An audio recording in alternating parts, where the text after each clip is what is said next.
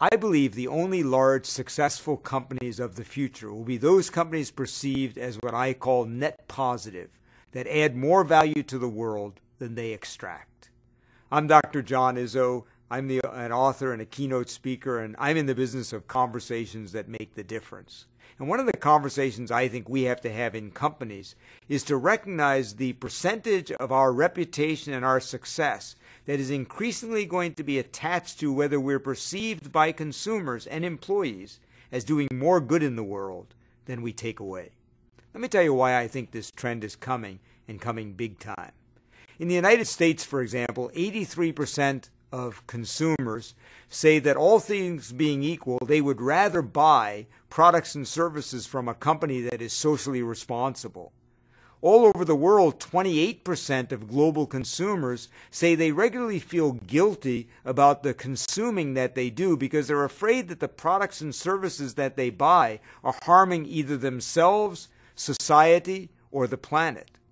And research shows that 2.5 billion people on the planet now, over a third of the human race, are what are called aspirational consumers. These are not hippies and dedicated greenies. These are people who love to consume, but who literally feel guilty about the consumption that they're doing and want to do good and consume at the same time.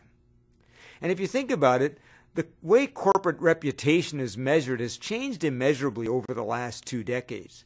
In the latest studies, only about 58% of our reputation now as a company, as a brand, comes from the traditional measures of our brand's success. Our products and services, whether they're innovative and interesting, how large we are, and how financially stable we are. So 58% of why people say they think we have a great reputation come from those traditional things.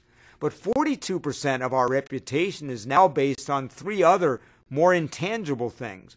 Do you have good, transparent corporate governance, perceived as telling the truth and being honest with the public? Do we treat our employees in a way that is noble and good so that we've created a great workplace? And number 3, are we green and socially responsible, doing good in the world? So think about it for a minute. It may not be far off in the future when literally 50% of our reputation has to do with whether we're perceived as doing good in the world, not just whether our products and services are interesting or useful. You might say, this is great, but I think we're doing pretty well as a company. Well, I'll tell you one other fascinating piece of research. Even though 83% of us say we'd like to buy from companies that are good rather than bad, 70% of us say we are incredibly confused about whether any particular company we buy from is good or not, with only about 6% of companies in the world being rated as good, meaning everybody else, people are saying, I don't really know whether they're net positive or good or not. And only 16% believe the advertising, the messages that we send them telling them how good we are. So it seems to me there's a major opportunity for companies to both move in the direction of net positive, but also to learn to authentically tell their story to consumers. And make no mistake, consumers are confused. Let me give you a great example. When you ask people about the reputation of these 2 companies, DuPont and Disney, Disney consistently rates higher in terms of being a good corporate citizen, if you will, being net positive, than DuPont. And yet if you objectively look at it, other than making interesting films and cartoons, DuPont is doing a lot more aggressive good in the world than is Disney. For example, creating 1,000 new products for sustainable energy and sustainable chemicals in the world, making a goal of going to 0 emissions in terms of their carbon footprint. And yet DuPont, like so many companies, has a problem. They may be increasingly becoming net positive, but have not found a way yet to connect to consumers and the public so they can see how good they really are.